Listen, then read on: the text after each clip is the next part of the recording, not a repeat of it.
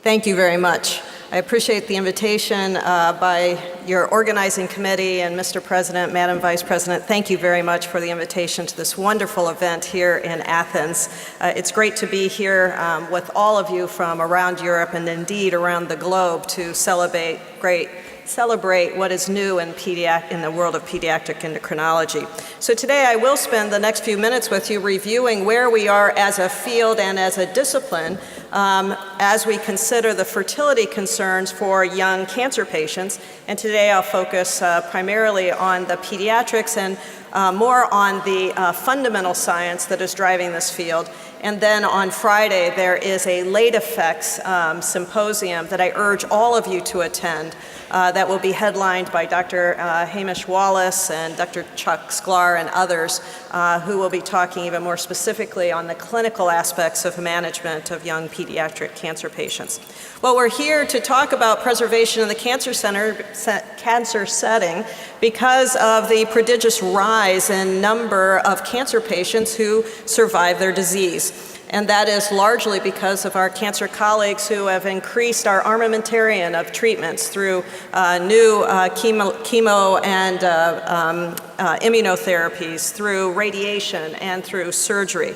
All of these do, in fact, extend the lives of our cancer patients, but many of them in the young cancer patient can, in fact, be fertility threatening.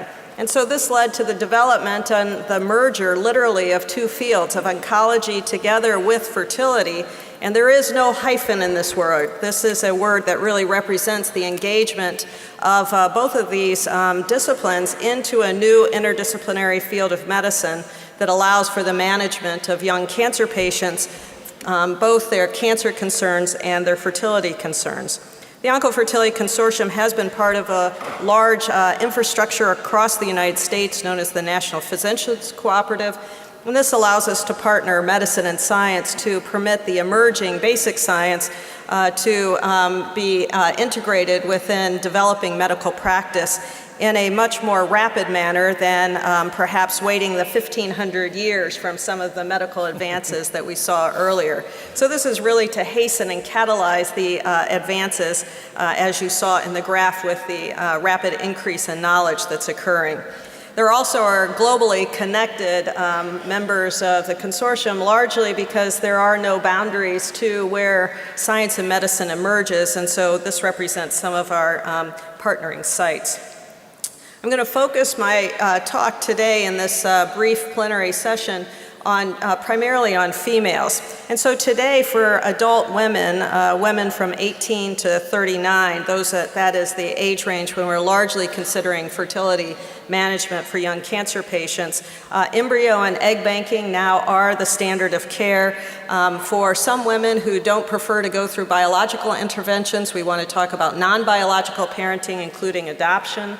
Surrogacy may be necessary because the ovary is not the only organ that is involved in cancer treatments, can also interrupt uterine and cervical function, so surrogate may be necessary. And we also want to be clear that not all cancer treatments are sterilizing. There may be a time of infertility, then a time of resumed fertility, and so it is important that we talk with young cancer patients about contraceptives and endocrine health during their time of survivorship.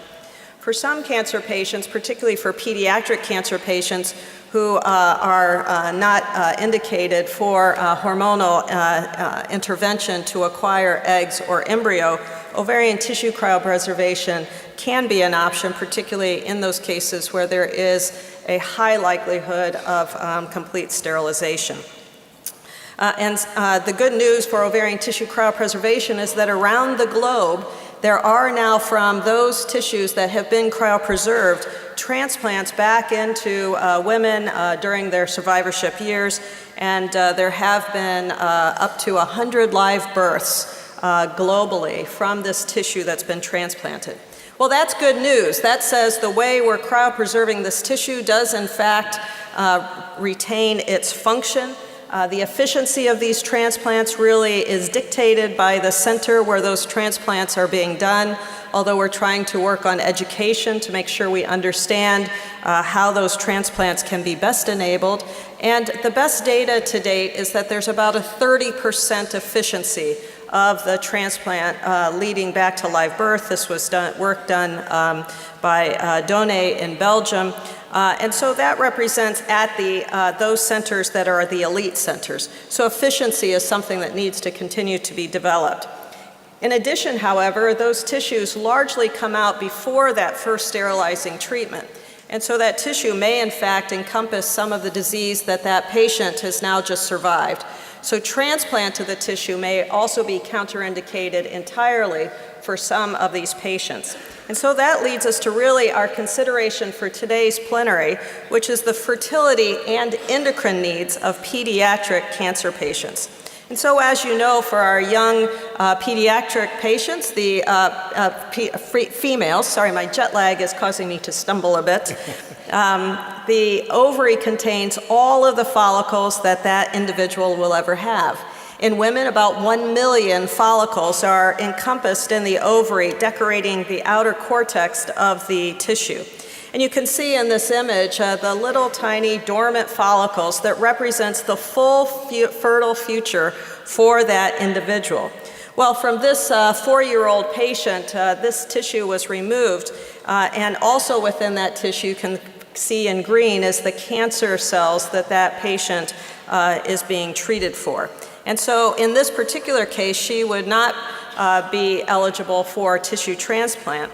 And so that means we need the research to continue to develop strategies that can make these tissues that are cryopreserved around the globe useful for that child as she goes through puberty and then beyond.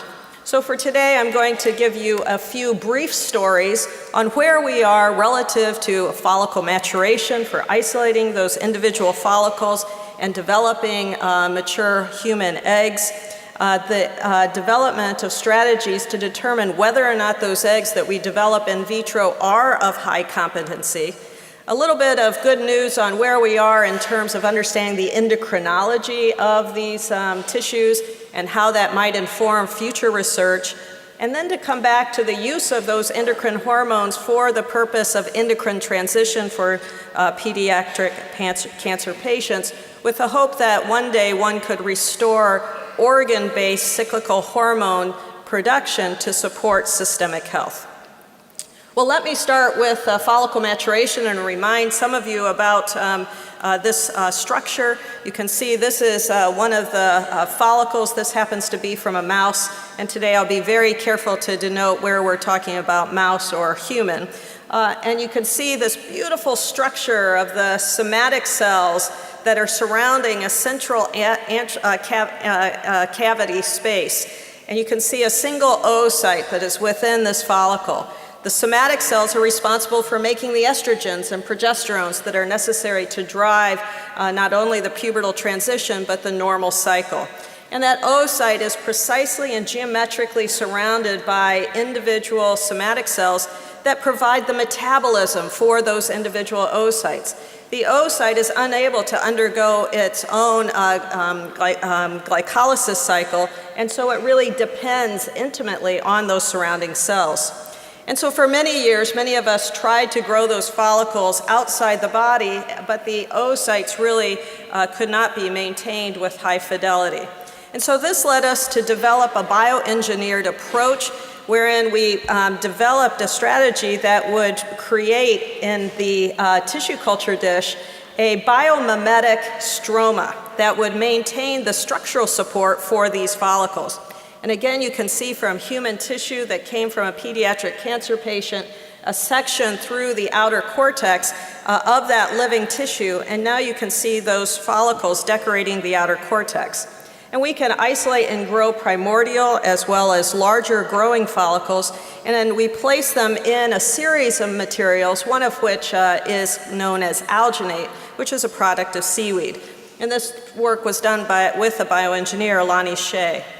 Well, these follicles, and we're now back to mouse, can be isolated in fairly large numbers from mouse or from human, And now they can be placed in one of these alginate beads, and you can see right through this three-dimensional structure because it looks kind of like jello. And in fact, it kind of feels like jello. And now the follicle, instead of sitting on flat plastic, is encompassed in this material. In this setting, the follicle is not producing appreciable amounts of hormones at the beginning of the time in culture, but as the follicle begins to develop, it begins to produce autonomously testosterone and progesterone that ultimately is converted into estrogen over time. In addition, that follicle begins to grow and reorganize. The oocyte that was sitting in the middle of a small number of somatic cells, now the somatic cells begin to grow, and the oocyte moves from the central location to an acentric location. And if you section through the middle of this individual follicle, in fact, you'll see an antrum that is being produced. You also have the differentiation of the two cell compartments of the follicle. Again, at the beginning, they were indistinct, but with time and with development of the somatic cells away from the oocyte, you see the development of the theca-like cells as well as the granulosa cells. And this allows for that production of the steroid hormones I just showed you, as well as the index peptide hormones of the reproductive system. Well, if you then now add HCG to these in vitro follicles, the next thing that you would expect, in fact, does happen, which is in vitro ovulation. What you're seeing is a true rupture zone in the outer wall of the ovary of the follicle, the individual follicle, and the oocyte is cresting and moving from the inside to the outside with the expansion of the cumulus mass. So follicle maturation is autonomous, hormone production is autonomous, and ovulation is autonomous to the follicle itself. Those oocytes that move out are of high quality. 90% of those that are ovulated are at the M2 stage. And in fact, we can fertilize these oocytes, and in the mouse, we have live birth. These are my first two mice that we had with this technology. We call them, I'm at Northwestern, so it's newborn and new age. And we've had many other mice that have been born with this technology as it's continued to develop. So what I've told you so far is that we've developed strategies that allow for the growth of follicles, and I didn't start from primordial, but in fact we have primordial follicles from human as well as mouse, moving all the way through the developmental signatures of follicle maturation to ovulation. And then in fact, after ovulation, the follicle reseals that surface, that rupture zone, and now it continues through a luteal phase producing progesterone. So knowing that in fact we can get not only in vitro ovulation but in vitro luteinization allowed us to ask the question of whether we could mimic endocrinology in a dish. Generally, what we see in basic science laboratories is that we have individual cells largely isolated on flat plastic, not in communication with other organs, as you see in our normal endocrine system. So in collaboration with Draper Labs, we developed a microfluidic system that asked if we could put follicles upstream from fallopian tube, uterus, cervix, and with the inclusion of a liver to allow for metabolism, and could we recirculate all of this and develop the kind of signature events that occur within each of these tissues over time. With a series of developments, we created 3 different systems, the solo microfluidic platform, duet, and quintet. This allows us to look at 1, 2, or 5 organs at a time.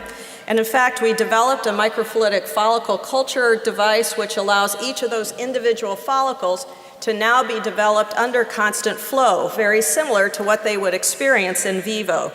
And we were able to develop a 28-day microfluidic system. That x-axis is in fact in days. This is the longest culture that has been done with macro tissues.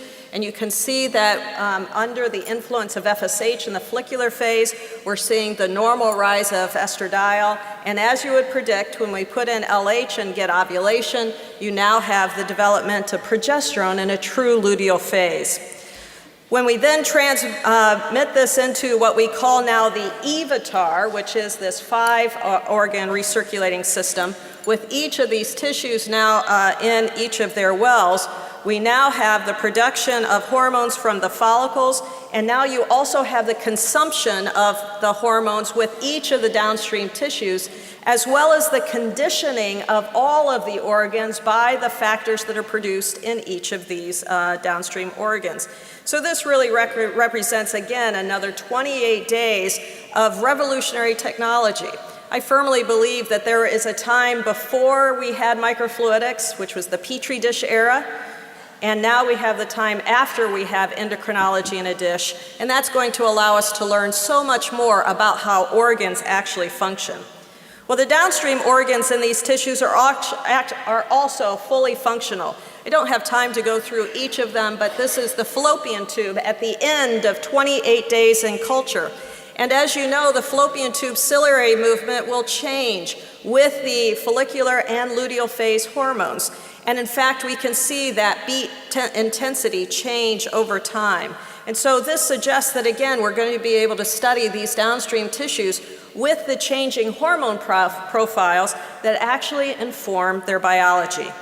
So again, I've told you so far that we have follicle maturation in a dish, and not only do we see the signatures of all the physiology that we anticipate within these alginate beads, we also can use them within this setting of microfluidics to understand and now drive a new kind of biology that will allow us to go more towards personalized medicine, because we can now isolate stem cells from each individual's organs and potentially recreate not only the normal interaction between tissues, but also disease-based organs that we've really been unable to model in vitro. Well, here is now a series of human follicles that have been grown over time, over 30 days. And in fact, in this in vitro system, again, the follicles can start at 1 or 2 cell layers. The oocyte eventually will move eccentrically. And after about 40 days, we get a human GV egg. And several years ago, we reported the very first human M2 eggs to be matured outside the body. This represents really important next steps that then will allow us to develop better ways to grow follicles outside the body. Well, the question really is this human egg of sufficient quality that would allow us to fertilize it and potentially provide fertility back to this particular patient? And that begs the question, what makes a good egg? Of course, there has to be appropriate structure. The chromosome numbers have to be present and aligned. And in fact, we've looked at the structure of individual chromosomes, looking at them over time, showing that as the individual ages, the chromosomes themselves also age at a structural level. But these are, of course, very invasive technologies. And so recently we made an absolutely true discovery, something we didn't expect, which was that, in fact, at the time of fertilization, there is the release of zinc from the egg in what we call the zinc spark. This was work that was done with my husband, Tom O'Halloran, who is a chemist, and we simply happened to be talking about the world of zinc and sperm when we decided to look at zinc in the egg. And so as a consequence of this happy collision of two fields, we discovered this extracellular release of zinc, which now we've gone on to study. But it is now that extracellular marker of the potential of that individual egg to actually create a live birth. And so this represents an important next technology. So what makes a good egg? Well, certainly it has to have the right numbers of chromosomes and the right structure. There has to be the right series of genes that are expressed. But in addition, it also must sparkle. Well, in the last few minutes that we have in this session, let me return to the fertility needs of these young cancer patients as it relates to those tissue transplants. So far, I've told you that we can isolate the individual follicles from these tissues, that those follicles can be grown, and that they have all the signatures of normal follicle development. That's really critical. If these follicles did not have all those signatures, there would be some other parts of the equation that we would need to develop to ensure we had high-quality eggs.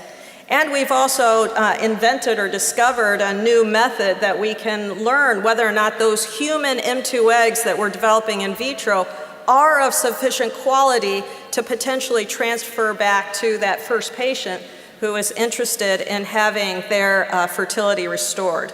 But for pediatric cancer patients, there may be implication for the utility of that tissue as an actual transplant back. But again, recall that these tissues may have the cancer that that patient has just recovered from, thus being counterindicated from transplant.